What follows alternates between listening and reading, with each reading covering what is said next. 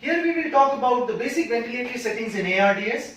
The major problem with ARDS is alveolar edema and collapse, and lungs which are stiff with poor compliance. So you have severe hypoxia, non-compliant lungs and collapsed alveoli. All these have to be taken care of when we are ventilating these patients. The hypoxia is acute in onset by definition and may require high flow of oxygen. The major strategy used is high PEEP, and as we had discussed in another tutorial, the high PEEP helps to keep the alveoli open, so lets them participate in gas exchange. It also decreases alveolar injury by decreasing the pressure excursions which happen with each breath, and it may also improve the lung pathology to a certain extent. Lower tidal volumes, this is mainly from the point of view of lung injury due to higher tidal volumes, which has been conclusively seen, and we target for volumes of 8 ml per kg body weight to start with and settled around 6 ml per kg body weight. We can come down a little bit more if we find those volumes increase the plateau pressures. The higher respiratory rates are basically done to provide adequate minute ventilation, and you can reach a rate of 30 or so, but once you increase the respiratory more than that, then you have smaller breath cycles which compromises the absolute inspiratory time.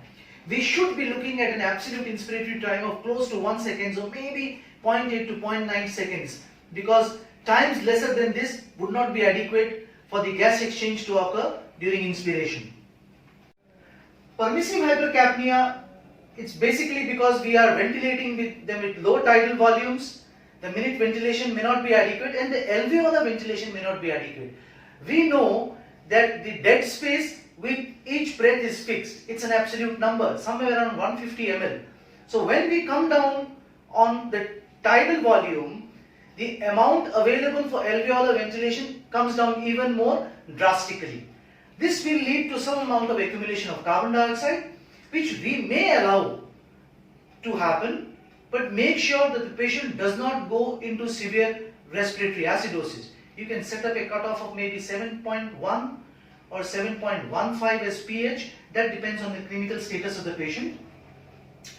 Prone position is something which should be considered very early, because this is one strategy which has been shown to improve outcomes, to improve mortality in ARDS ventilation.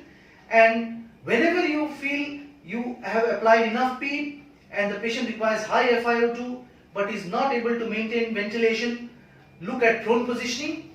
The recruitment maneuver, which means application of high PEEP for a transient period of time to see the response to this high PEEP, may be taken as a marker for response to prone ventilation. You may or may not do that.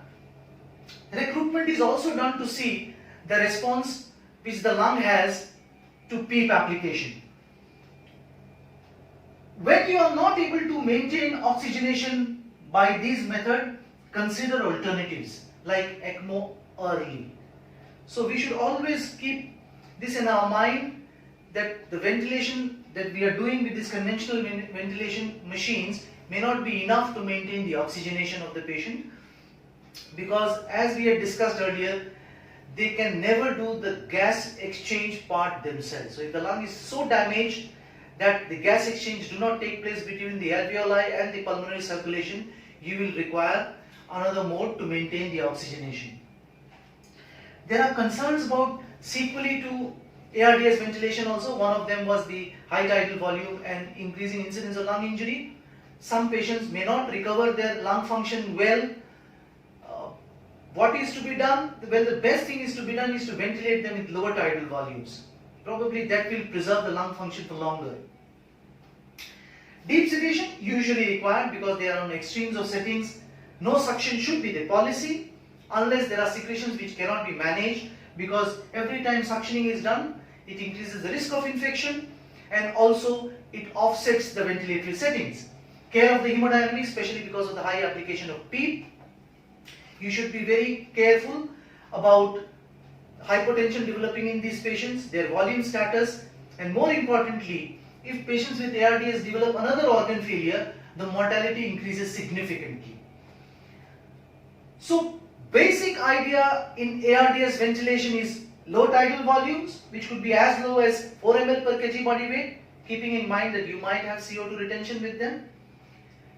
High PEEP, and here the only problem is a high PEEP number increases the overall pressure in the lungs. So you should also target some plateau pressures by fiddling with the PEEP and the tidal volume so that it remains around 30. More than that, the chances of injury to the lung increases significantly. Controlled plateau pressures. So this is how you do it. The one thing is the difference between the pressure given with each breath and the PEEP should be less, which is called the driving pressure, because higher pressures has been shown to cause lung injury. So basically your strategy is high PEEP and enough pressure with each breath, either in volume control or in pressure control mode, which is able to give you a tidal volume enough to ventilate the patient well and to keep the carbon dioxide levels under control.